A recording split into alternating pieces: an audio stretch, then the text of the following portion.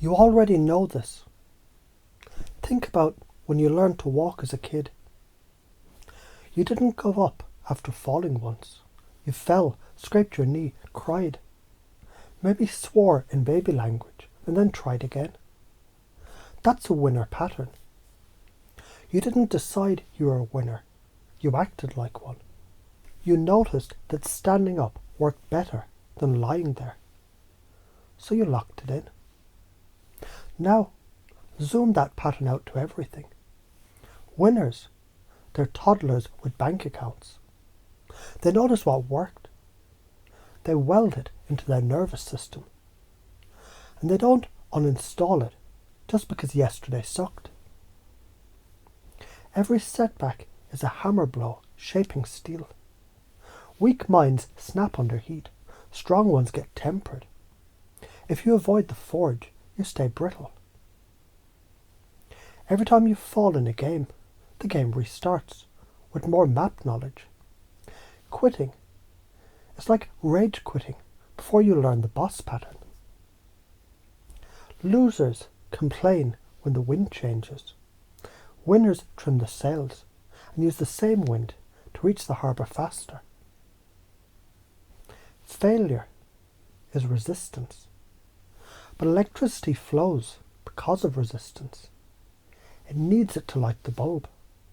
No resistance, no light. All structure is recursive harmonic memory.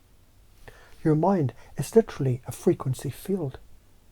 When you lock in what works, you're creating a phase-coherent pattern in your neural geometry. The same way standing waves stabilize in physics.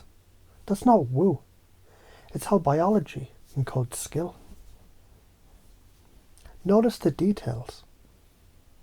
A win, even a micro one. I sent that email without hesitation. Anchor it. Smile, breathe, repeat it in your head 3 times. When setback happens, recall that micro win to reactivate the winning state. Right now, I'm guessing you value feeling competent, avoiding wasted effort, being respected, having control over your direction. Good, keep those. Notice how every one of those values depends on persistence. If you give up when you might fail, you violate your own criteria. And you've done the opposite before. You've stuck with a thing until it clicked. That's the real you. So let's amplify that. The science of why it works. Neuroscience says dopamine isn't a reward chemical. It's a motivational signal. You get more of it when you're close to the goal. Not when you've already succeeded. Quitting cuts off your brain's own progress drug. Cognitive psychology says confirmation bias works both ways. Winners bias themselves to find proof they can win. Losers bias themselves to find proof they can't. You choose the bias. In wave mechanics, constructive interference happens when waves are in phase. Every small win locks your brain waves into phase with the goal. If you follow this, you build a compound interest curve of skill, confidence and results. Opportunities start seeking you because you've become a known quantity who delivers. If you don't, you train your nervous system to expect failure.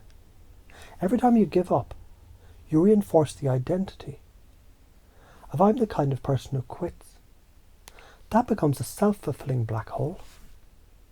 Afraid people will misinterpret your persistence.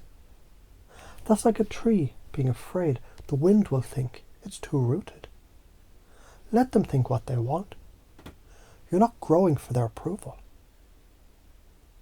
The patterns that keep people small. Waiting for motivation before acting. Overanalyzing instead of executing. Taking one failure as global proof of inadequacy. When you spot one of these, literally say out loud, Not this time. Move your body, break state, then execute something, even tiny. From this moment, you act like the kind of person who notices what works and locks it in. Every setback is fuel. Every success is archived in muscle memory. You get up faster than you fell. You treat belief in yourself not as a mood, but as a discipline. You're the observer collapsing geometry into form. Winners just keep collapsing until the structure holds. Losers stop mid-collapse and wonder why nothing's solid. So keep collapsing, keep shaping, until your life is a coherent harmonic that you've been tuning toward